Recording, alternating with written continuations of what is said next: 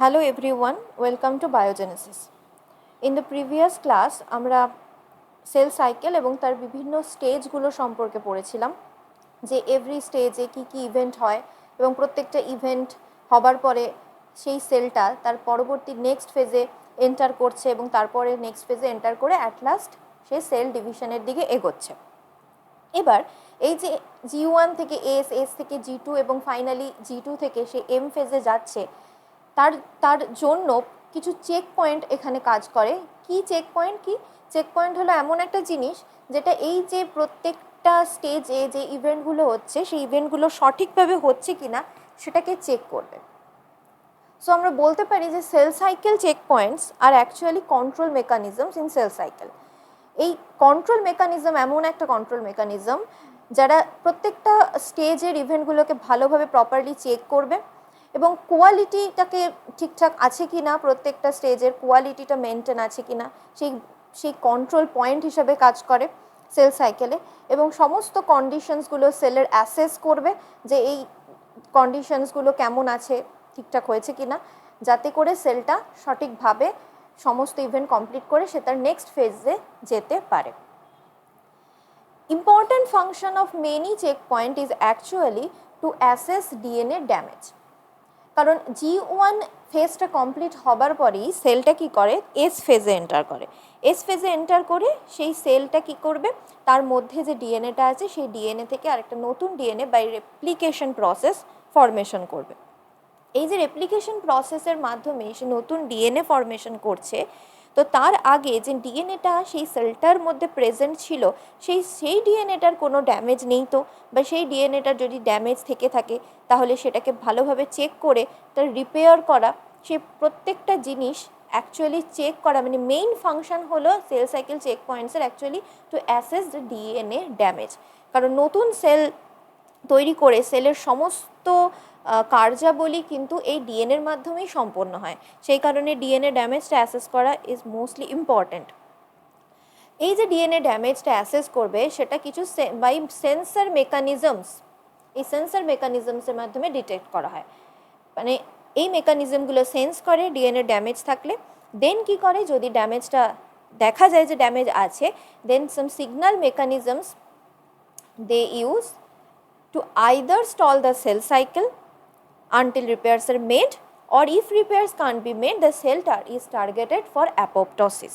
যদি সেল সাইকেলটার মানে কোনো রকম সেল সাইকেল চলার সময় ডিএনএ ড্যামেজ হয়ে থাকে তাহলে সেই সময় সেল সাইকেলটাকে সে স্টল করে দেবে যতক্ষণ না রিপেয়ার মেকানিজমসের মাধ্যমে ড্যামেজগুলো রিপেয়ার করা যায়।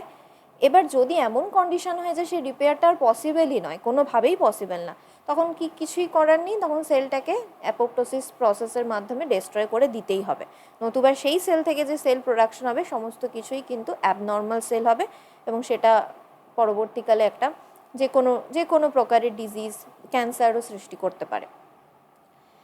There are mainly 3 types of checkpoints. কি চেকপয়েন্ট আছে এই টোটাল সেল সাইকেলের মধ্যে? First one is G1 checkpoint or G1S checkpoint. এটা কোথায় প্রেজেন্ট থাকে G1 checkpoint?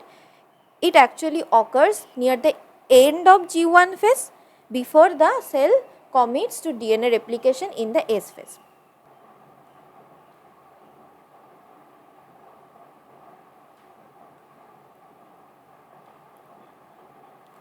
G1 phase, S phase, G2 phase, এটা M phase।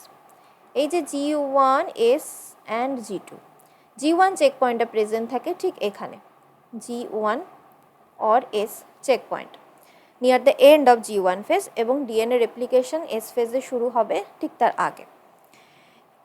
This checkpoint in animal cell is called restriction point and this checkpoint in yeast cell is called start point. তার মানে animal sell আর east সেলে এই checkpoint দুটো different name আছে।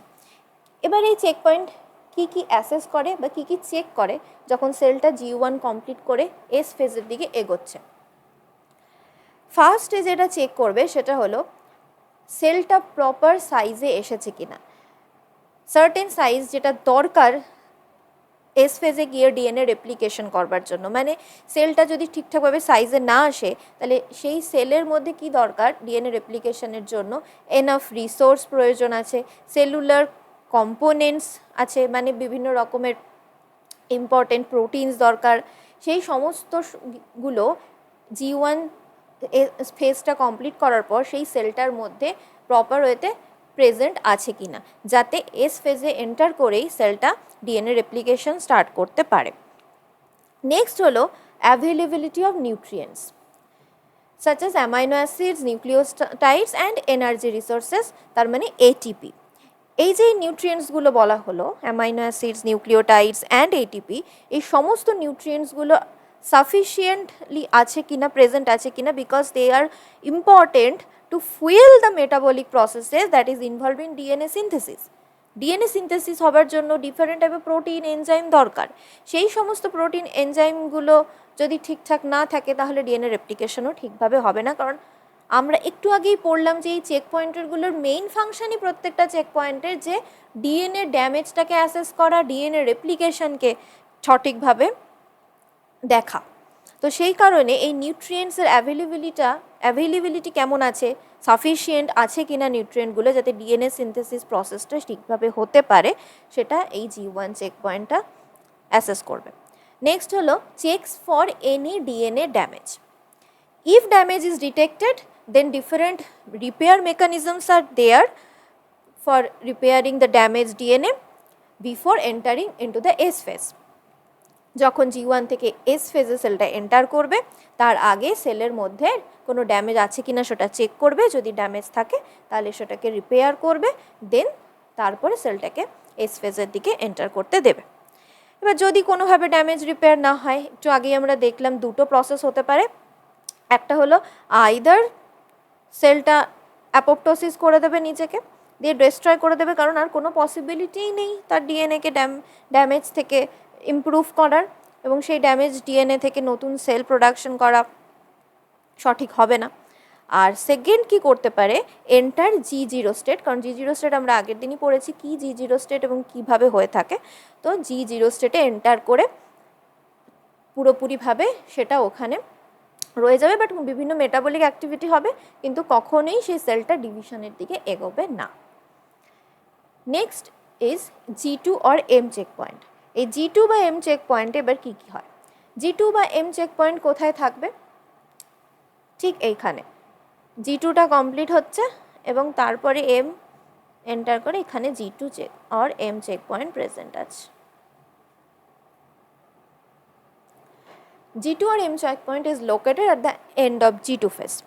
যদি sell এই চেকপয়েন্টটা pass করে ফেলে, then the cell is allowed to enter mitosis. That means now they can start cell division. Main key aspects of this checkpoint are, first one is cell checks for any errors or incompleteness in DNA replication. তার মানে S ফেজে যে ডিএনএটা replication হলো, সেই রেপ্লিকেশনে একটা DNA parental strand থেকে যে আরও যে দুটো করে প্রত্যেকটা থেকে স্ট্র্যান্ড ফরমেশন হলো, এই যে একটা প্যারেন্টাল স্ট্র্যান্ড এবং আরেকটা প্যারেন্টাল স্ট্র্যান্ড, দুটো প্যারেন্টাল স্ট্র্যান্ড সেপারেট হলো, সেপারেট হয়ে প্রত্যেকটা স্ট্র্যান্ড তার কমপ্লিমেন্টারি বেসের মাধ্যমে নিউ স্ট্র্যান্ড ফরমেশন করলো। এই স্ট্র্যান্ড ফরমেশনের সময় কোনো এরর হয়েছে কিনা বা কোনো ইনকমপ্লিট থেকে গেছে কিনা প্রসেসটা, সেই সমস্ত কিছু G2M চেক পয়েন্ট দেখে, কারণ এরপরেই সেলটাকে ডিভিশনে এন্টার করতে হবে, এবং যদি সঠিকভাবে সেলটার মধ্যে রেপ্লিকেশন না হয়ে থাকে তাহলে তখন সেলটা অ্যাবনর্মালি ডিভাইড হবে এবং তাতে বিভিন্ন রকমের প্রবলেম দেখা দেবে। So cell checks for error and incompleteness. Next, if errors occur, then কী হবে, সেই সেম প্রসেস কিছু টাইম দেবে যাতে করে ডিএনএ ড্যামেজটাকে রিপেয়ার করা যায়। If error occurs, then allows time for DNA damage to be prepared. Third হলো cell evaluates its size and protein content that is enough to support cell division. G2M checkpoint আবারও দেখবে যে সেলের মধ্যে proper ওয়েতে protein content আছে কিনা, যে প্রোটিন কন্টেন্ট মানে যে প্রোটিনসগুলো actually important for cell division, for mitosis, সেই প্রোটিনসগুলো সঠিকভাবে সেখানে সাফিসিয়েন্ট অ্যামাউন্টে প্রেজেন্ট আছে কিনা সেই এই চেক পয়েন্টটা সেটা দেখবে, এবং সেলটা প্রপারলি সাইজ নিয়েছে কিনা সেটাও চেক করবে। Next is metaphase check point. Metaphase check point হলো ঠিক এইখানটায় প্রেজেন্ট থাকে। আমরা প্রিভিয়াস স্লাইডে আগে যাই, এখানে মেটাফেজ চেক পয়েন্ট প্রেজেন্ট থাকে। এটা প্রোফেজ, এটা anaphase, telophase, prophase, metaphase, anaphase, telophase. আগের ক্লাসে আমরা এই চারটে এম ফেজের যে চারটে সাবফেজ থাকে সেটা জেনেছি। প্রোফেজ কমপ্লিট হলো, মেটাফেজ কমপ্লিট হলো। মেটাফেজটা মোটামুটি কমপ্লিট হবার পরেই যখন সেলটা অ্যানাফেজের দিকে এগোবে, এইখানটাতে মেটাফেজ চেক পয়েন্ট প্রেজেন্ট থাকে।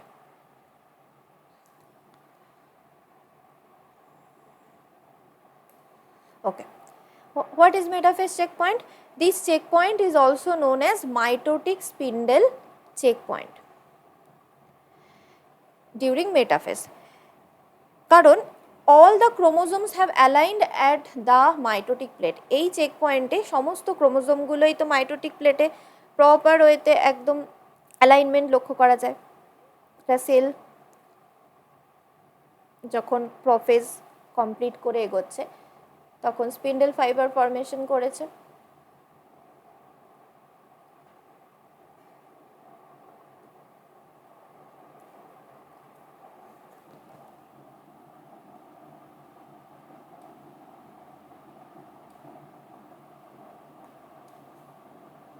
স্পিন্ডেল ফাইবার যখন ফর্মেশন করলো, এই স্পিন্ডেল ফাইবারের মধ্যেই ক্রোমোজোমগুলো প্রপার ওয়েতে অ্যাটাচ থাকবে।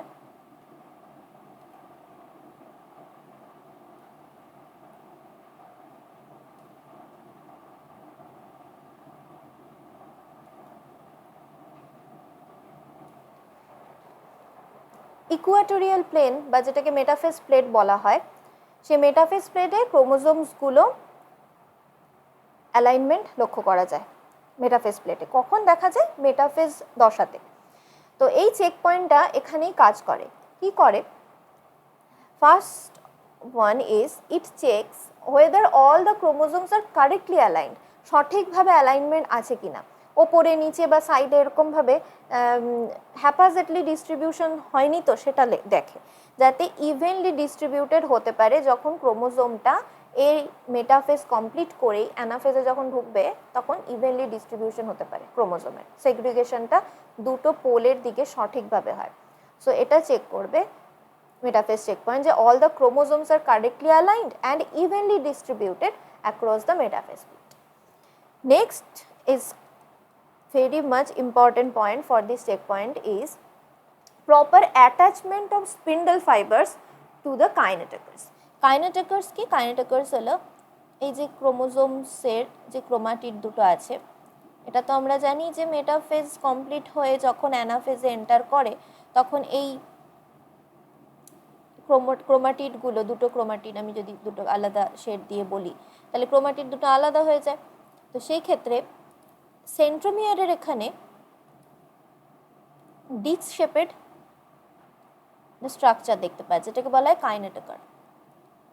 ডিস্ক শেপেড স্ট্রাকচার, এটা হলো নাম হলো কাইনেটোকর।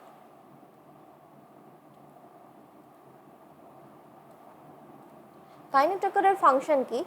এই যে এখানে ক্রোমোজোমগুলো